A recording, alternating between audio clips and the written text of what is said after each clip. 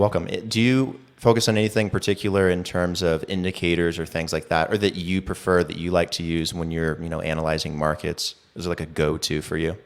It honestly depends. It kind of depends the mood I'm in, like what I'm feeling. Like some days, like, a Bollinger Band works really, really great. Other days, EMAs work great, but I really like the naked charting a lot. I like looking at a chart that's completely bare and then adding support and resistance areas and kind of determining what time frame I want for a particular trade I want to enter in. So it really depends. Some of my go-tos are EMAs, 9, 21.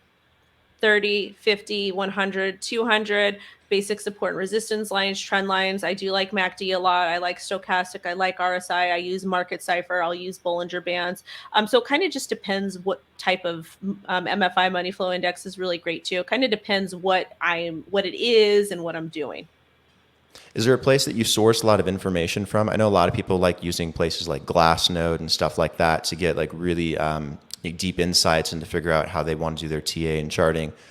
Do you have a source that you use or anything like that, or do you kind of pick things up as you go?